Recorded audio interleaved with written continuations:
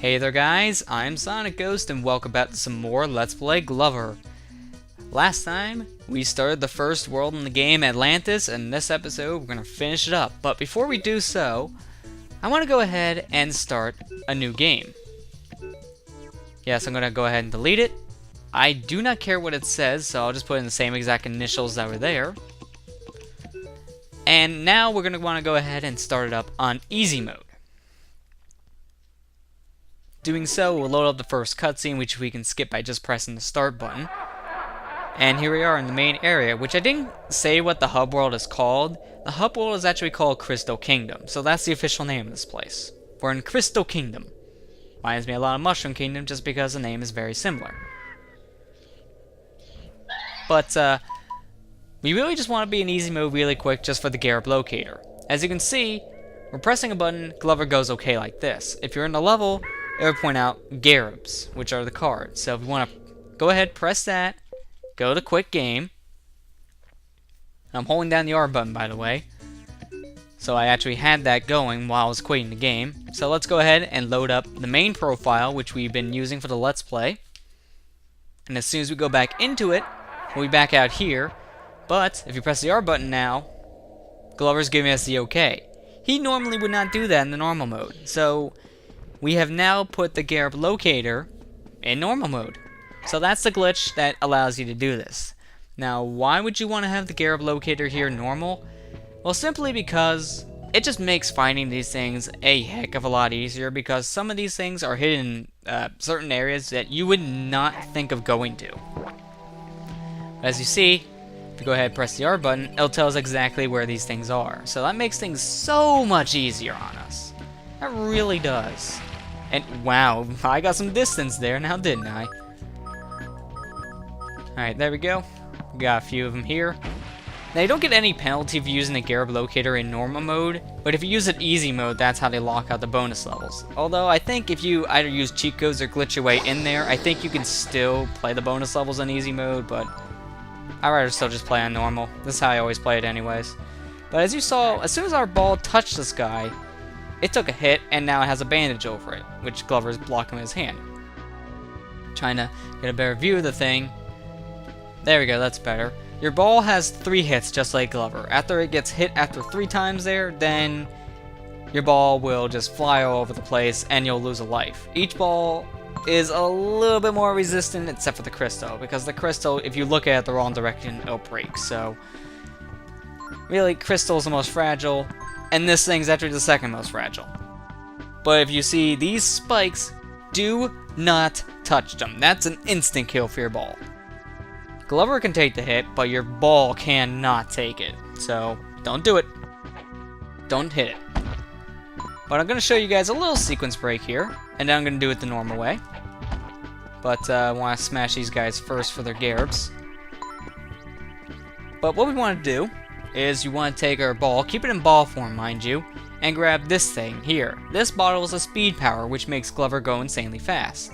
Doing so, just keep on hugging this wall, and look at that. Would you look at that? We skipped a huge chunk of the area.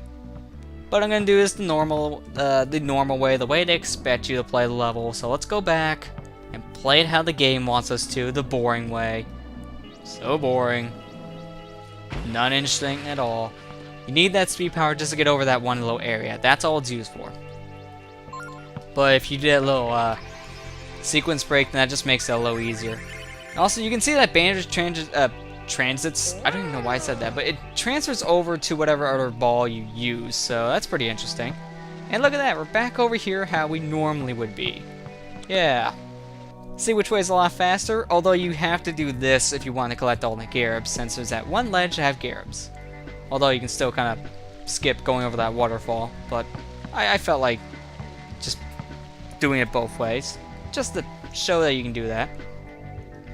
Now you can warp right back to the checkpoint, but I don't really feel like doing that yet. I'm going to go ahead and do that after I go to the bottom area here, because there's some stuff I want to collect below. But for now, I'm just going to go ahead and just brute force it. And you can't really get up this little area. It's actually too steep for Glover to climb. He'll just slide right down, but if you get up there, there's an extra life. I could probably get that after respawning to the checkpoint, jump down, and just come right back up. So really not that big of a deal. And hey look, main area, hooray, let's pass it. That's how you get back inside if you didn't take the checkpoint method. There's an enemy down here. This guy's really tricky because I missed a Garb to this guy once, and it's really annoying. Because he houses a Garb and he's so far out of the way. I mean, yeah, these things are out of the way too, but I actually forgot to kill him. I don't know how I forgot to kill the thing, but I did. But there you go, that's all the Garbs that are down here, so let's warp back to that checkpoint. And I'm going to go ahead and leave my ball up here, but I'm going to leave it right over here because we're on a slope, and I don't want that thing to roll down. Your ball also counts as your hits, like I said earlier, but also counts for instant deaths.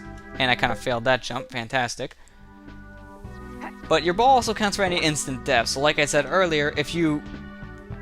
How did I throw my ball? I was just moving the camera and just suddenly throwing. I don't know, but as I said earlier, if you run into one of those spikes with the ball, it's an instant death, but if it rolls off the edge, that's another instant death, and that's really hard to avoid, because if you're not standing next to the thing, how are you gonna know when it's gonna roll off? So if you're gonna walk away like I just did, put it in the corner, and you'll thank yourself. You really will. Oh! Well, pausing won't save me this time. It's a good thing I grabbed that extra life, because I kinda needed it. Get a life, take a life. That's how it always goes in these games now, isn't it? It's the one-up curse. Always happens. But while we're going through the rest of this level, I actually kind of want to talk about another thing. Now this game was released on the PlayStation 1 as I told earlier. Actually, last episode in the beginning I talked about it. The N64 version got a lot of positive reviews. This game got an 8 or so from most companies, so it got some pretty good reviews. But the PlayStation 1 version, it got like 2s and 3s. It was called terrible. From what I've been hearing, the graphics for the PlayStation 1 era... Oh, by the way, if you hold up on this, the C button here, you can look around. So, that's your first-person view. Kinda didn't mean to do that, but, well... Unnecessary first-person kinda helps to explain things, but, back to the PlayStation 1 game of this. The PlayStation 1 version had some different graphics, but people said they were actually worse than the N64 version. Which is odd, because usually if there was a game on both the N64 and the PlayStation 1, the PlayStation 1 had the better graphics. So in this case, it was actually reversed. The N64 had the better graphics. They also said the game itself just played bad compared to the N64 version. People just felt like the N64 version just controlled better, and it was a little smoother as well, so...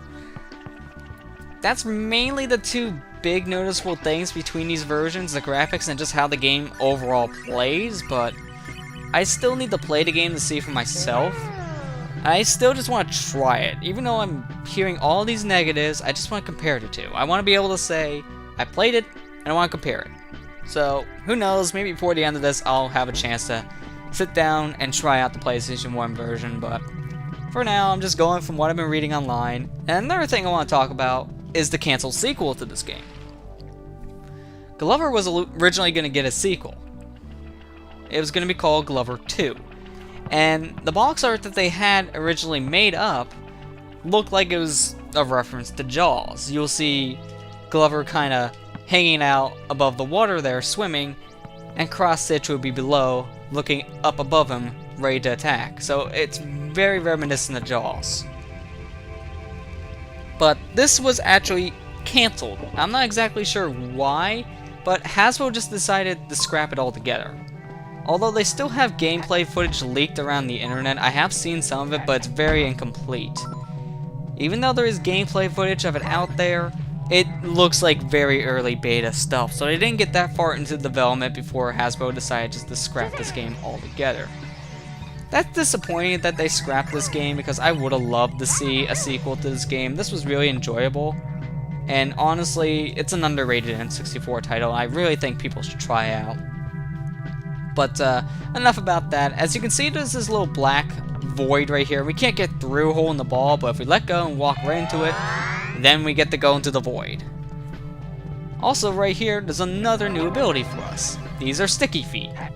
What these will do is they'll allow Glover to pretty much walk up walls like Spider-Man. This is really only useful for collecting Garbs that are that RB, what?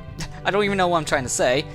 This is really only useful for collecting any Garabs that are on the ceiling like this, so it's a very underused ability, but at the same time, I'm kind of glad it's underused because it's very slow.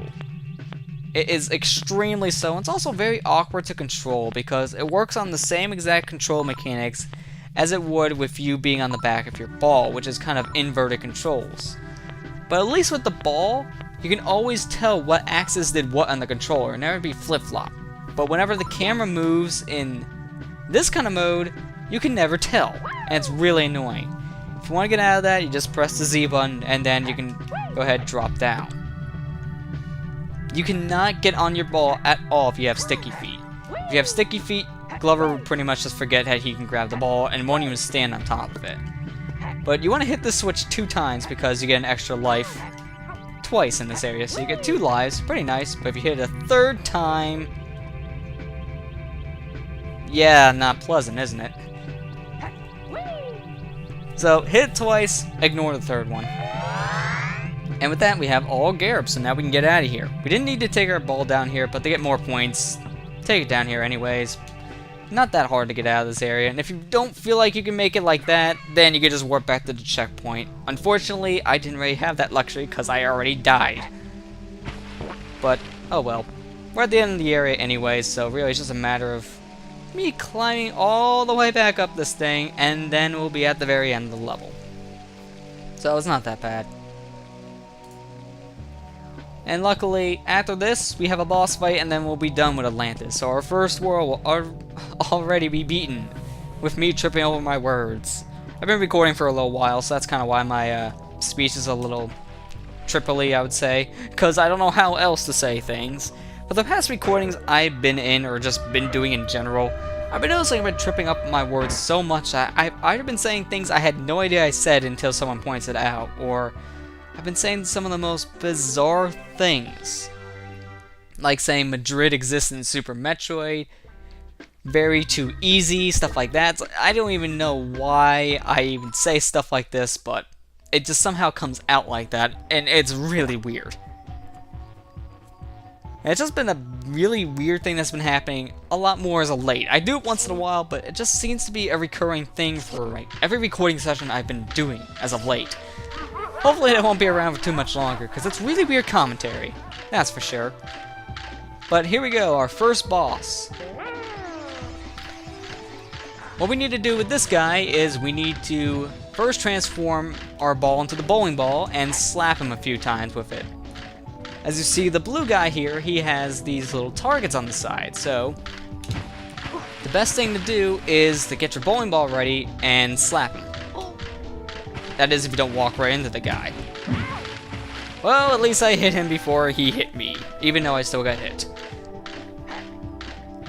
And now is a really weird rendering of the ball. Sometimes the game will do that where it'll randomly render your ball on the side of you when you're teleporting back in. And it's really weird when it does that. It just looks just so bizarre.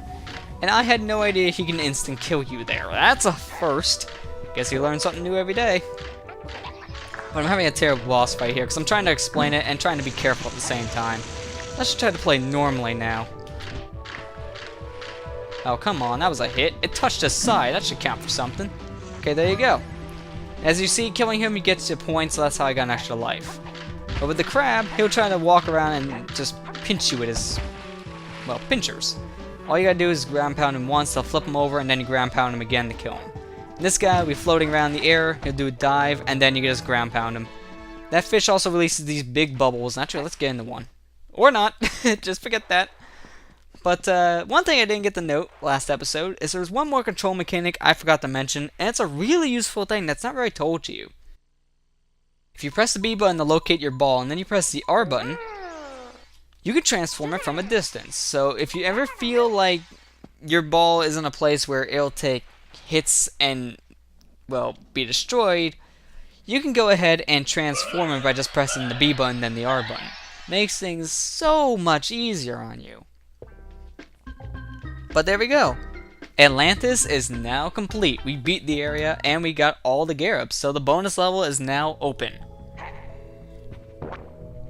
We can play that bonus level now if we want, but I'm gonna save that until when this Let's Play is done. Just do them all at once.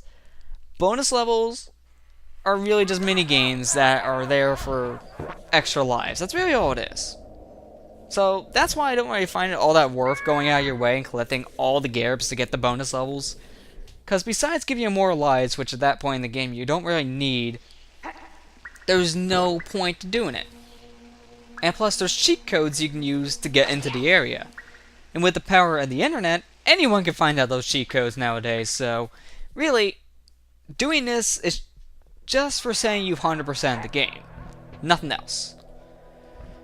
But now with that all said, we've been going on for a while here, so I'm going to go ahead and end the episode on that note. So, next time on Let's Play Glover, we have a choice between two worlds, but I'm going to take on what the game believes to be the second world of the game, which is the Carnival. So next time on Let's Play Glover, we'll start our next world, Carnival. I'll see you guys next time.